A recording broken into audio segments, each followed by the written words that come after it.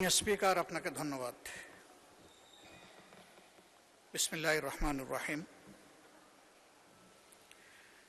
আমি মোহাম্মদ শফিকুর রহমান, 188 ঢাকা 15 সংসদ সদস্য, বিরোধী দলীয় নেতা। জাতীয় সংসদের কার্যপ্রণালী বিধির 147 বিধি অনুসারে নিম্নোক্ত প্রস্তাবটি মহান জাতীয় সংসদে বিবেচনা ও সিদ্ধান্তের জন্য উপস্থাপন করছি। যেহেতু কাতারের সাবেক আমির, আধুনিক কাতারের রূপকার এবং বাংলাদেশের অকৃত্রিম বন্ধু মরহুম শেখ হামাদ বিন খলিফা আল থানি 12 জুলাই 2026 তারিখে ইন্তেকাল করেছেন, যা মুসলিম উম্মা এবং বাংলাদেশের জনগণের জন্য গভীর শোকের বিষয়। যেহেতু কাতারের সাবেক আমির, আধুনিক কাতারের রূপকার এবং বাংলাদেশের অকৃত্রিম বন্ধু মরহুম শেখ হামাদ বিন খলিফা আল থানি 12 জুলাই, দুঃখিত, আমি প্রথম থেকে আবার পড়ছি। আমি মোহাম্মদ শফিকুর রহমান, 188 ঢাকা 15 সংসদ সদস্য ও বিরোধী দলীয় নেতা, জাতীয় সংসদের কার্যপ্রণালী বিধির 147 বিধি অনুসারে নিম্নোক্ত প্রস্তাবটি জাতীয় সংসদে বিবেচনা এবং সিদ্ধান্ত গ্রহণের জন্য উপস্থাপন করছি। যেহেতু কাতারের সাবেক আমির, আধুনিক কাতারের রূপকার এবং বাংলাদেশের অকৃত্রিম বন্ধু মরহুম শেখ হামাদ বিন খলিফা আল থানি 12 জুলাই 2026 তারিখে ইন্তেকাল করেছেন, যা মুসলিম উম্মা এবং বাংলাদেশের জনগণের জন্য গভীর সুখের বিষয়। তার দূরদর্শী ও প্রজ্ঞাপূর্ণ নেতৃত্বে কাতার একটি আধুনিক, সমৃদ্ধ ও বিশ্ব পরিসরে প্রভাবশালী রাষ্ট্রে পরিণত হয়েছে এবং তার শাসনামলে বাংলাদেশ কাতার দ্বিপাক্ষিক সম্পর্ক এক নতুন উচ্চতায় উন্নীত হয়েছে। বাংলাদেশের জ্বালানি নিরাপত্তা, দীর্ঘমেয়াদী এলএনজি সহযোগিতা, কর্মসংস্থানের সুযোগ সম্প্রসারণ এবং কাতারে কর্মরত লাখো বাংলাদেশি প্রবাসীর কল্যাণ ও তাদের প্রেরিত বৈদেশিক মুদ্রার মাধ্যমে দেশের অর্থনীতিতে গুরুত্বপূর্ণ অবদান সৃষ্টিতে তার ভূমিকা বিশেষভাবে স্মরণীয়। মহান এই ব্যক্তির স্মৃতির প্রতি যথাযথ রাষ্ট্রীয় সম্মান প্রদর্শন করে ইতিমধ্যেই এই মহান সংসদে সর্বসম্মত শোক প্রস্তাব গৃহীত হয়েছে এবং একই সাথে একদিনের শোকও পালিত হচ্ছে। এর সাথে আমি অধিকতর সম্মান প্রদর্শন এবং আমাদের ভবিষ্যৎ সম্পর্ককে নতুন উচ্চতায় নিয়ে যাওয়ার স্বার্থে দীর্ঘদিনের বন্ধুত্বপূর্ণ সম্পর্কের স্বীকৃতিস্বরূপ ঢাকায় অবস্থিত কাতার দূতাবাস সড়কটি শেখ হামাদ বিন খলিফা আল থানি সড়ক নামে নামকরণের প্রস্তাব করছি।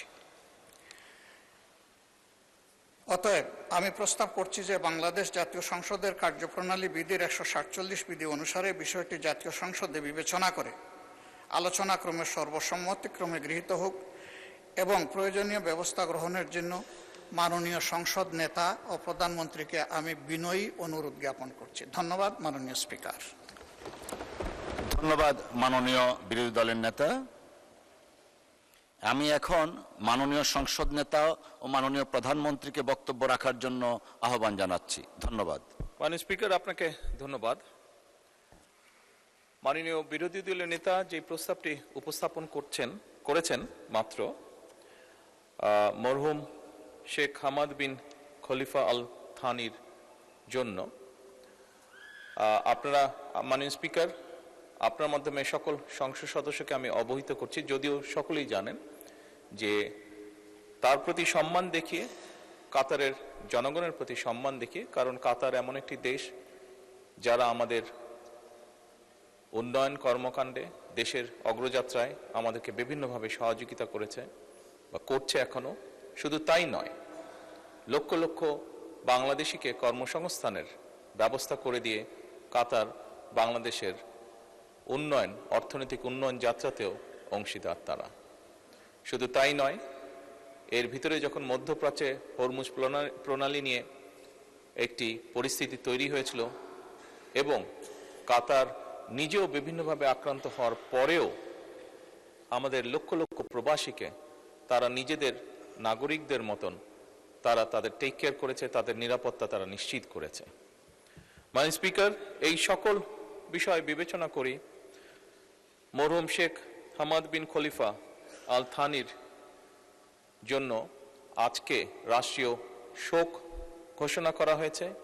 একই সাথে আমাদের জাতীয় পতাকাকে হাফ মাস্ট করা হয়েছে আজকে।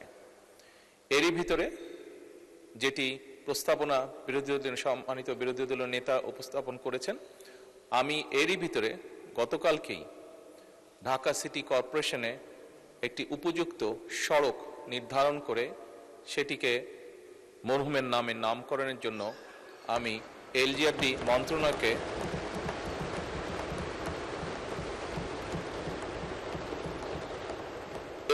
মন্ত্রণালয়কে গতকালকে মৌখিকভাবে নির্দেশনা প্রদান করা হয়েছে মাননীয় স্পিকার। এবং আজকে মাননীয় বিরোধী দলীয় নেতা এই বিষয়টি উপস্থাপন করার জন্য আমি আন্তরিকভাবে সরকারের পক্ষ থেকে মাননীয় বিরোধী দলীয় নেতাকে আন্তরিকভাবে ধন্যবাদ জানাচ্ছি। মাননীয় স্পিকার, আপনাকে ধন্যবাদ। ধন্যবাদ মাননীয় সংসদ নেতা। মাননীয় বিরোধী দলীয় নেতা কর্তৃক 147 বিধিতে আনীত প্রস্তাবের উপর সাধারণ আলোচনা এখানে সমাপ্ত হলো।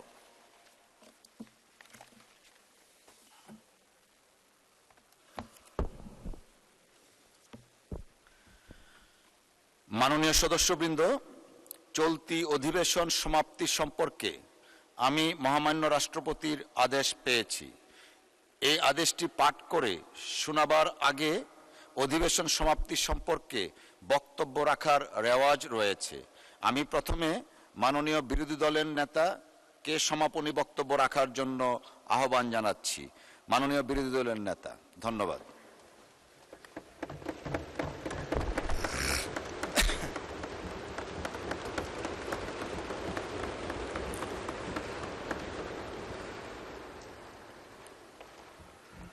মাননীয় স্পিকার, আপনাকে ধন্যবাদ।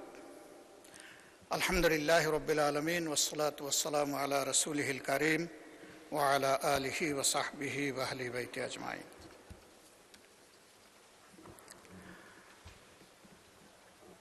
আমি অতীতের মতোই গভীর শ্রদ্ধায় আমাদের দূর এবং সম্প্রতি ইতিহাসের সকল শহীদ, সকল যোদ্ধা এবং সকল আহত ও পঙ্গু ভাই বোনদেরকে স্মরণ করছি। যারা চলে গেছেন, মহান রবের দরবারে তাদের শাহাদত কামনা করছি। যারা বেঁচে আছেন, তাদের সুস্থ দীর্ঘ জীবন কামনা করছি। আজকে যেহেতু মাগরিবের আগেই অধিবেশনটি শেষ হওয়ার আশা ব্যক্ত করা হয়েছে, এই জন্যে আমি আমার কথাগুলো সংক্ষেপেই শেষ করার চেষ্টা করব ইনশাআল্লাহ। প্রথমেই মাননীয় প্রধানমন্ত্রীকে ধন্যবাদ জ্ঞাপন করছি। এইমাত্র উত্থাপিত একটি প্রস্তাবে তিনি যেভাবে নিজের অভিপ্রায় ব্যক্ত করেছেন এবং আমার প্রস্তাবের জন্য আমাকে অভিনন্দিত করেছেন, আমি ধন্যবাদের সাথে তার কৃতজ্ঞতাও জ্ঞাপন করছি। এই মহান জাতীয় সংসদ একটি ব্যতিক্রমী সংসদ। আমরা সবসময় বলে আসছি এটি মজলুমের মিলন মেলা। এই সংসদটা যত সুন্দর হয়ে চলবে, বাংলাদেশের মানুষের অন্তর থেকে তত হতাশা দূর হবে, আস্থা বৃদ্ধি পাবে এবং দেশ গড়ার কাজে সকলে এগিয়ে আসার অনুপ্রেরণা পাবে।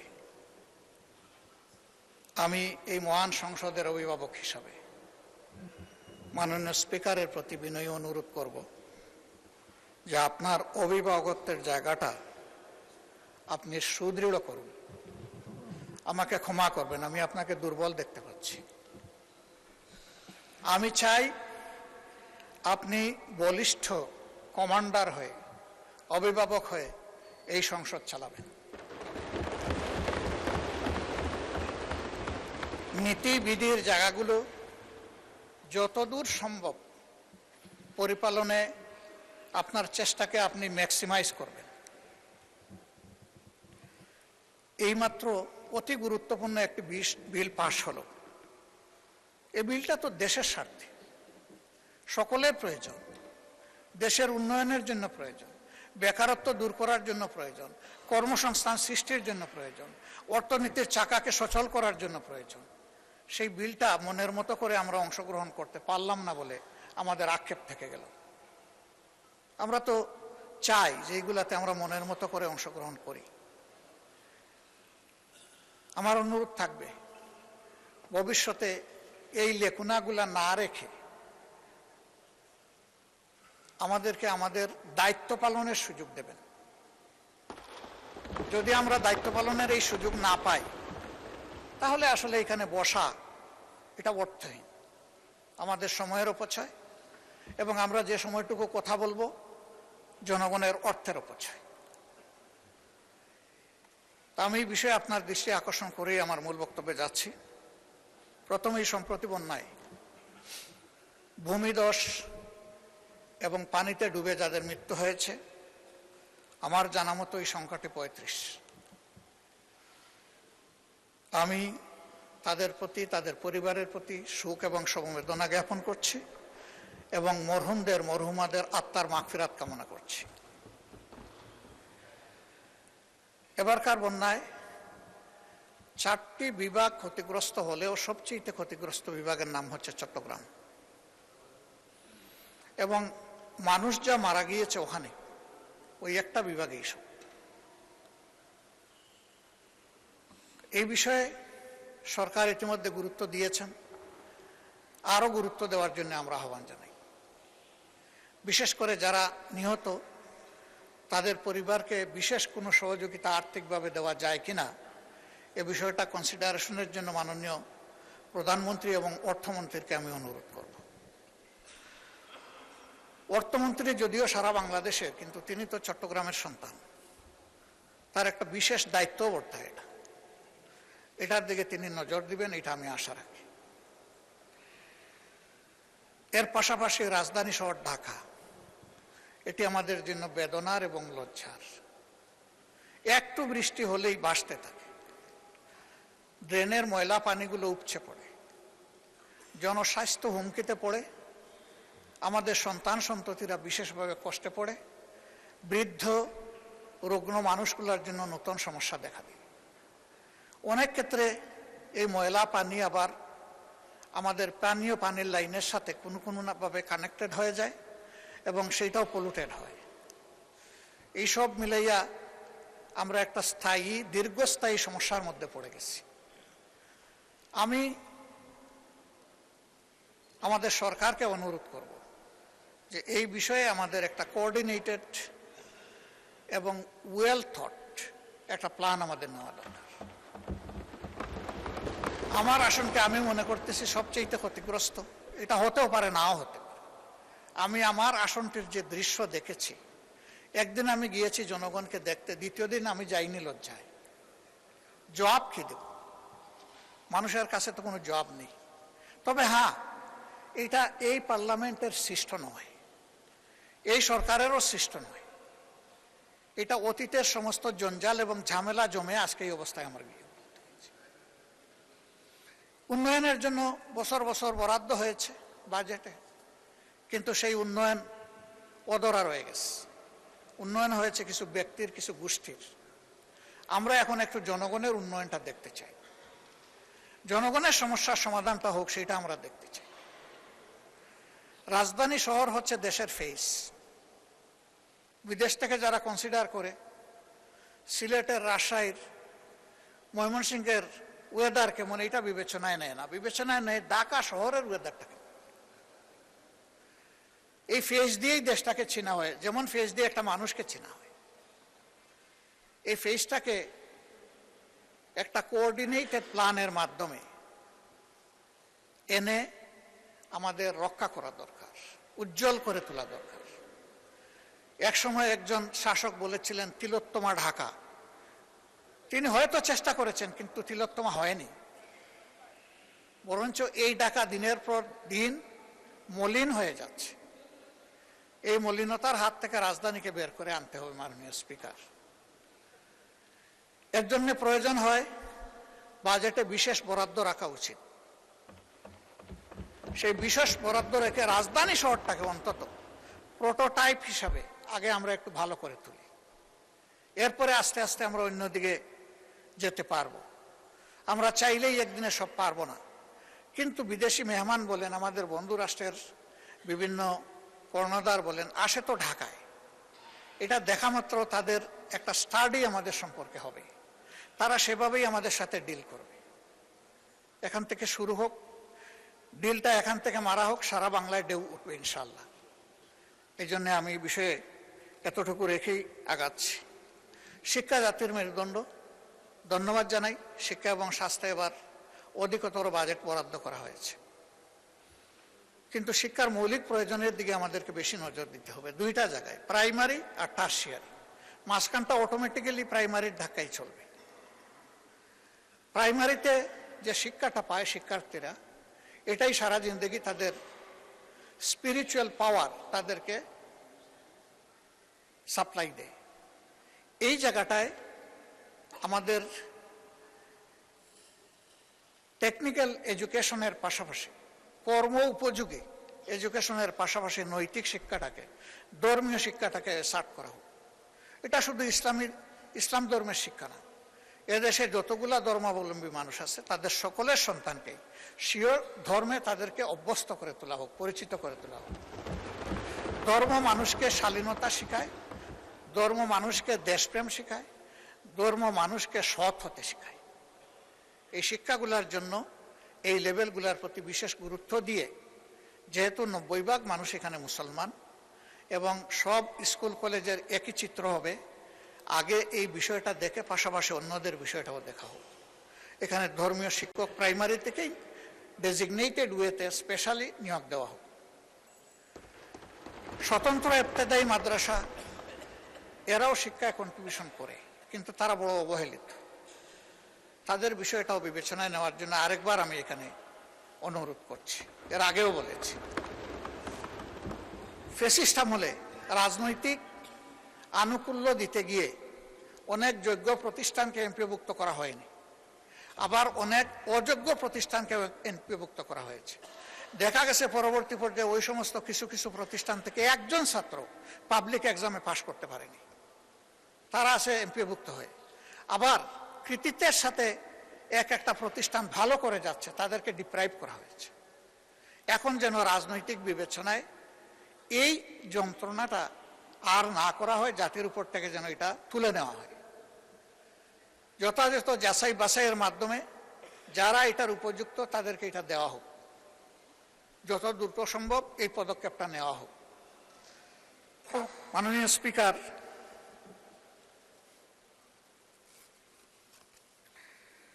আমরা এই সংসদে এসেছি জনগণের ম্যান্ডেট নিয়ে। সরকারি দলে বেশিরভাগ লোক, এই জন্যই তো সরকারি দল। বিরোধী দলের সংখ্যাটা কম, তাই বলেই তো আমরা বিরোধী দল, কিন্তু সবাই জনগণের নির্বাচিত প্রতিনিধি। দুটা জিনিস এখানে আমরা গভীর উদ্বেগ, বিস্ময় এবং কষ্টের সাথে লক্ষ্য করছি। নাম্বার ওয়ান, ইতিমধ্যে এই সরকারের গৃহীত বিভিন্ন আর্থিক পদক্ষেপের মধ্যে আমরা যারা বিরোধী দলীয় সদস্য, আমাদের প্রতি ইনসাফ করা হয়নি। দুই, ঈদ ছাড়াও বিভিন্ন সময় আমরা বিভিন্নভাবে জানতে পারি, সঠিক মাধ্যমে আমরা জানতে পারি না, শেষ মুহূর্তে গিয়ে তাড়াহুড়া করে আমাদেরকে কিছু দেওয়া হয়। আমাদের অনুরোধ, এই ফেসগুলা যদি অপছন্দ হয়, তবুও জনগণের জন্য আপনারা জনগণের অংশটা দিয়ে দেন। আমাদের কারণে আমাদের আসনগুলোতে জনগণ যেন বঞ্চিত না হয়। কারণ বিএনপি তার 31 দফা এবং তার নির্বাচনী ইশতেহারে সুষম উন্নয়নের কথা বলেছে। আমরা সেই সুষম বন্টনটা চাচ্ছি, এর বেশি কিছু চাই না। ইতিমধ্যে সরকারি দলের যারা সংরক্ষিত আসনের সম্মানিত সদস্যবৃন্দ আছেন, তাদেরকেও অ্যালটমেন্ট দেওয়া হয়েছে, ফান্ড অ্যালোকেশন করা হয়েছে, কিন্তু আমার জানা মতো বিরোধী দলের কাউকে এটা করা হয়নি।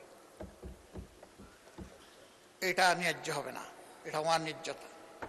আমি এই ব্যাপারে মাননীয় প্রধানমন্ত্রীর দৃষ্টি আকর্ষণ করেছি ব্যক্তিগত পর্যায়ে। আমি আশা করব তিনি অ্যাটেনশন দেবেন। তাদেরকে চাইতে হবে কেন?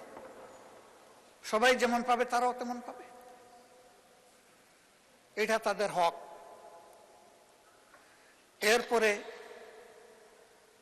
এই জাতীয় সংসদে একই সাথে আমরা আরো 50 জন সংসদ সদস্যকে পেয়েছি সংরক্ষিত আসনে। আমরা তাদেরকে প্রথম দিনে অভিনন্দিত করেছি। আমরা একসাথে সবাই মিলেই দেশটা গড়তে চাই। কিন্তু আমরা লক্ষ্য করলাম বিরোধী দলের এমপিরা যে সমস্ত আসনে আছেন, সেখানে সরকারি দলের সংরক্ষিত আসনের সদস্যদেরকে অধিকতর দায়িত্ব দেওয়া হয়েছে। এইটা কি আমি বুঝলাম। আমাদের সাথে তো কোনো আলোচনা করা হয়নি। অবশ্যই তারা ভূমিকা পালন করবেন, তাদের ক্ষেত্র থাকতে হবে। তারা এক একজন 6টা করে আসনের প্রপোর্শনেটলি এসেছেন, 6 জায়গার তারা প্রতিনিধিত্ব করবেন, কোনো সমস্যা নেই। সেটা তো একটা আলাপ আলোচনার ভিত্তিতে হতে পারত। আমাদেরকে আমাদের প্রাপ্যের বেশি তো আর আসন দেওয়া হয়নি। আমরা যে 13টা পাওয়ার কথা সেই 13টাই পেয়েছি। আমাদের আসনগুলোতে এই 13 জনকে যদি আমরা কাজে লাগাই, আমাদের সমন্বয় সহযোগিতাটা হবে ওয়ান্ডারফুল। এখানে কোনো কনফ্লিক্ট হবে না, ফ্রিকশন হবে না। কিন্তু যদি আমাদের লোকদেরকে দেই সরকারি দলের ওখানে সদস্যরা যারা আছে, আর সরকারি দলের সদস্যরা যদি করেন আমাদের এইখানে, কনফ্লিক্ট হবে, হচ্ছে, তৈরি হয়ে গেছে। এই সংসদে যখন এই কনসার্নটা আনা হয়েছে, তখন একজন সম্মানিত মাননীয় মন্ত্রী বলেছেন যে ওই রকম কোনো অ্যারেঞ্জমেন্ট করা হয়নি। কিন্তু এই সংসদেই দাঁড়িয়ে একজন সংসদ সদস্য সংরক্ষিত আসনে তিনি বলেছেন যে আমার অধিকতর দায়িত্ব এই জেলায় আমি পালন করে এসেছি। এখানে দুইটা বক্তব্য মিলছে না এবং বাস্তবে তাই দেখছি। আমার আরেকটা অনুরোধ, রাষ্ট্রের ট্রেজারির প্রত্যেকটা টাকা সরকারের কাছে, এই পার্লামেন্টের কাছে আমানত। শুধু সরকার না, কারণ এই পার্লামেন্টই অর্থ বিল পাশ করে। এই যে বিভিন্ন জায়গায় ছোট্টখাটো স্থাপনা হলেও উদ্বোধন করে একটা স্টোন বসাতে হবে, খাজনার চেয়ে বাজনা বড়। এই স্টোন বসাতে গিয়ে একটা পয়সা তো খরচ হয়, এটা একটা কথা। আরেকটা হলো যে এখানে টানাটানি শুরু হয়, কার নাম থাকবে আগে, কার নাম থাকবে না, এগুলা নিয়ে। পয়সাটা জনগণের, আমার নামের দরকারটা কি? এই স্টোন না হলে কি? আর যদি দিতে হয় তাইলে উদ্বোধন এত তারিখ, এই রাস্তা, এই পুল, এই কালভার্ট, এটা বলে আমরা শেষ করতে পারি। এই সমস্ত নামের হাসর কি হয় সে তো চোখের সামনে দেখতেছি। বড় প্লেট হোক আর ছোট প্লেট হোক, সরকার বদলের সাথে সাথে আমাদের ব্যাড কালচারের কারণে একদিকে নামের বন্যা, আরেকদিকে ভাঙচুরের বন্যা। কার সম্পদ নষ্ট হয়, মান সম্মানের উপর আঘাত এবং অর্থের অপচয়। এই বিষয়টা আমি অনুরোধ করব সরকার বিবেচনায় নেবেন। অপচয় রোধ হওয়া দরকার। আর জনগণের পয়সা দিয়ে আমার নামের নাই কোনো দরকার। কারো যদি নামের প্রয়োজন হয়, নিজের জমি, নিজের অর্থ খরচ করে তিনি যদি জনকল্যাণমূলক কোনো প্রতিষ্ঠান করে নাম দিতে চান, যতবার তার প্রয়োজন ততবার নাম দিন, আমাদের কোনো আপত্তি নেই। অর্থটা উনার, কিন্তু জনগণের টাকায়। এটা সরকারি দল বিরোধী দল বলে কোনো কথা না। জনগণের টাকায় আমাদের এই নামের বাহারি আমি বন্ধ করার জন্য বিনয়ের সাথে অনুরোধ করব। নাম থাকে না তো, বসাইলাম, সরকার যতদিন আছে নাম ততদিন আছে। এই সরকার বদল হয়ে গেল, নামও বদল হয়ে যায়। বিশাল বিশাল স্থাপনার নাম বদল হয়ে গেছে এই দেশে, এবং এই নাম বদল করতে গিয়ে শত শত কোটি টাকা অপচয় হয়েছে। আমাদের আন্তর্জাতিক একমাত্র বিমানবন্দরের সাক্ষী, এরকম আরো অনেকগুলা ঘটনা আছে। তো আমি এই বিষয়টাও কগনিজেন্সে নেওয়ার জন্য সরকারকে আমি বিনয়ের সাথে অনুরোধ করব।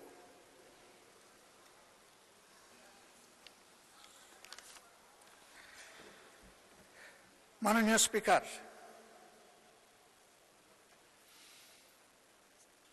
আমরা এই সংসদে প্রথম দিন অনুরোধ করেছিলাম যে অতীতের খারাপ সংস্কৃতি থেকে আমরা বের হয়ে আসব। এখানে আমরা অবশ্যই সমালোচনা করব, কিন্তু এটা হবে সংসদের ব্যাকরণকে অনুসরণ করে, এটাকে লঙ্ঘন করে না। আলহামদুলিল্লাহ, আমি প্লিজড, আমি পার্শিয়ালি কনভিন্সড, যথেষ্ট উন্নতি হয়েছে। কিন্তু কিছু কিছু ভাইরাস এখনো আমাদের মাঝে ক্রিয়াশীল আছে, এটাও দূর হয়ে যাক দোয়া করি। আমাদেরকে অনেক কিছু বলা হচ্ছে, বিভিন্ন দিক থেকে আমাদেরকে নেগেটিভলি ক্রিটিসাইজ করা হচ্ছে যে আপনারা এত ভদ্র কেন, এত পজিটিভ কেন, এত নমনীয় কেন, আপনারা গরম করতে পারেন না? গরম করার জন্য তো চুলা আছে, এটাকে গরম করে কি করব? কিছু পাক করতে হলে চুলায় বসাবো, এখানে কেন? এটা যুক্তিবুদ্ধির আইনের জায়গা, এটা বিধি অনুসরণের জায়গা। এটা আমরা এটা করে এখানে চলি, তবে এটা একতরফা হবে না। এক ভদ্রলোককে জিজ্ঞেস করা হলো বিয়ে শাদী করবো না, বলে যে 50% কনফার্ম। বলে এটা কি বুঝলাম না, বলে যে পাত্রী আমার দারুণ চয়েস হয়েছে। তো প্রস্তাব দিয়েছে, কই জি না। তো প্রস্তাব দিল না, তো 50% কনফার্ম হলো কেন? বলে যে আমি তো পছন্দ করেছি। এখন ওই দিকে প্রস্তাব যাওয়ার পরে যদি ওরা বলে নো, তাহলে 100% নো। স্বাভাবিকভাবেই একতরফের সদিচ্ছায় কিছু হবে না, এখানে সকলের সদিচ্ছা থাকতে হবে। এই সদিচ্ছার ক্ষেত্রটা তৈরি করা আমাদের সকলের পবিত্র নৈতিক দায়িত্ব। আসুন না, আমি আবারও বলি যে একটা পার্লামেন্ট এমন করি যে এই পার্লামেন্টে যুক্তি থাকবে, একে অন্যের সমালোচনা থাকবে, কিন্তু এটার মধ্যে আমরা যেন সীমা লঙ্ঘন না করি। কাউকে পেইন দেওয়া, খোঁটা দেওয়া, অবভিয়াসলি আপনি যখন একজনকে পেইন দিবেন, অন্তত সমপরিমাণ পেইন সহ্য করার জন্য আপনাকে প্রস্তুত থাকতে হবে। এটা তো কোনো ভালো জিনিস হবে না। আমরা এই কালচারটা ত্যাগ করে এখান থেকে বের হয়ে আসা উচিত।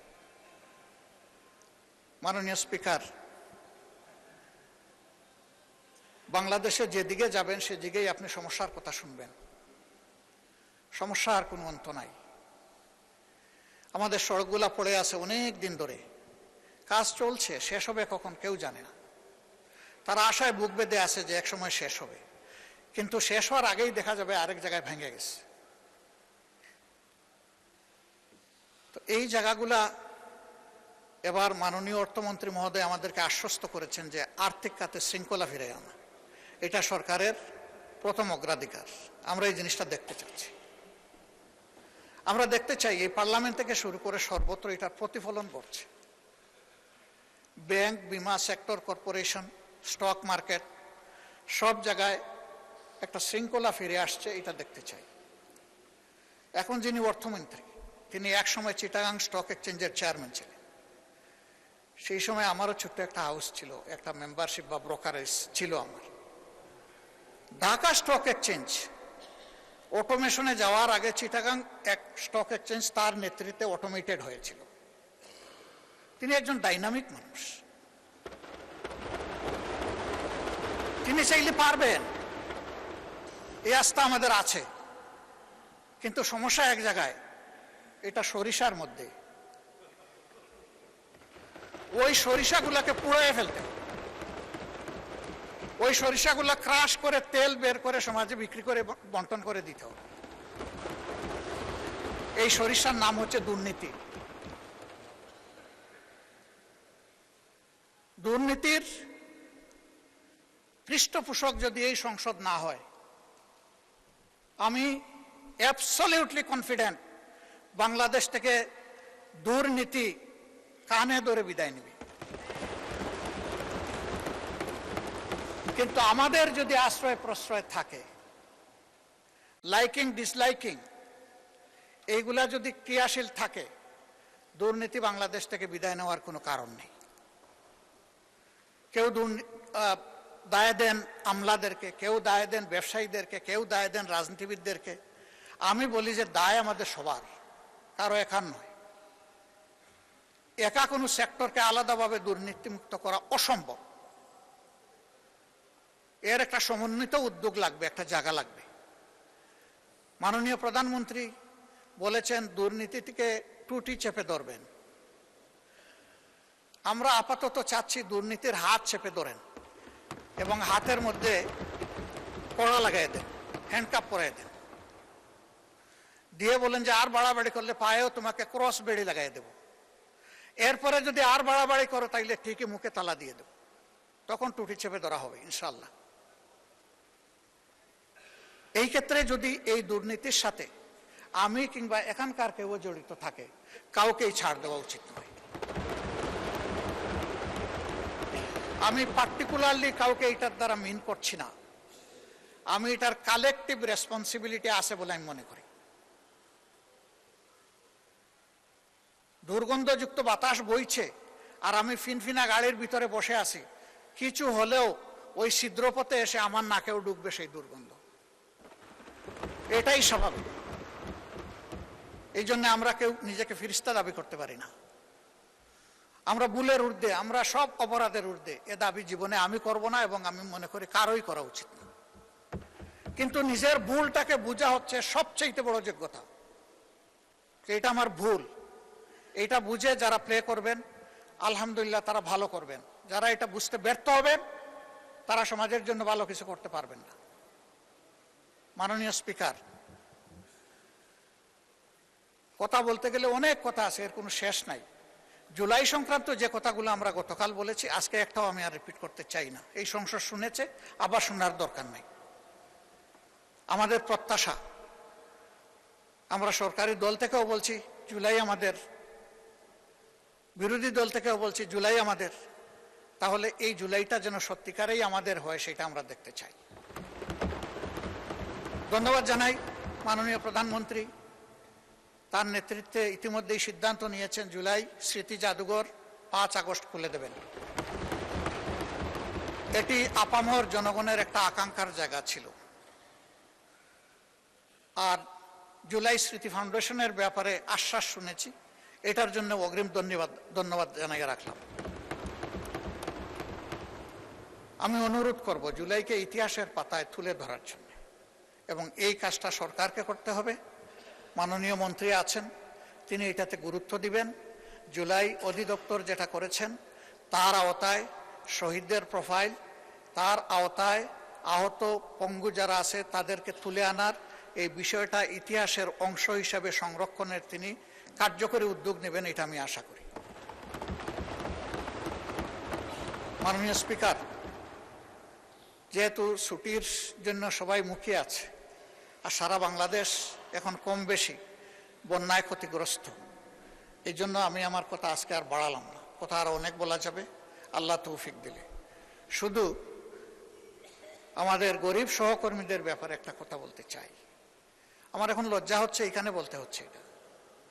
আমি 2 বার যেখানে বলার সেখানে বলেছি, তার আংশিক বাস্তবায়ন হয়েছে। এখনো কিছু কিছু আমাদের এই সচিবালয়ের অধীনে কিছু লোকের পাওনা এখনো রয়ে গেছে। এই গরিবদেরকে আটকাইয়া রাখেন না, ওদেরটা দিয়ে দেন। এটা আমি বিশেষ করে সচিব মহোদয়ের দৃষ্টি আকর্ষণ করছি। এটা আপনার কাজ, আপনি এটা শেষ করেন। ওরা আর আমাদের কাছে এসে বলুক, এটা আমরা শুনতে চাই না। এদের বিষয়টা যত তাড়াতাড়ি পারেন এটা সমাধান করেন।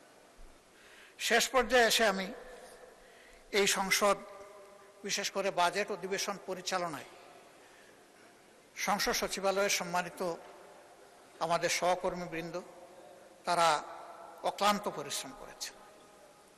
এর সাথে সম্পৃক্ত যত উইং আছে, সিকিউরিটি ডিপার্টমেন্ট থেকে শুরু করে গণমাধ্যম থেকে শুরু করে, রেওয়াজ অনুযায়ী বাজেট সেশন যখন শেষ হয় তখন তাদেরকে 1 মাসের বেতনের সমপরিমাণ ইনসেন্টিভ দেওয়া হয়, যেই বেতনটা এখন তারা ভোগ করছে। সমস্ত কর্মকর্তা এবং কর্মচারীবৃন্দ যারাই আছেন তারা রেগুলার বেসিসে থাকুন অথবা অ্যাডহক বেসিসে থাকুন, যেভাবেই থাকুন, তাদের সকলের জন্য আমি প্রস্তাব করছি এটা যেন বরাদ্দ করা হয়, তাদেরকে দেওয়া হয়। আমি মাননীয় প্রধানমন্ত্রী এবং সংসদ নেতাকে আপনার মাধ্যমে অনুরোধ করব, আমার এই প্রস্তাবটা তিনি সমর্থন করে গ্রহণ করে কার্যকরী ব্যবস্থা গ্রহণ করবেন। ধন্যবাদ মাননীয় স্পিকার। আসসালামু আলাইকুম রাহমাতুল্লাহ।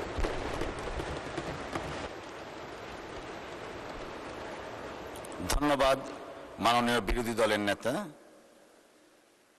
I sincerely thank you for expressing your concern regarding the chair. Thank you.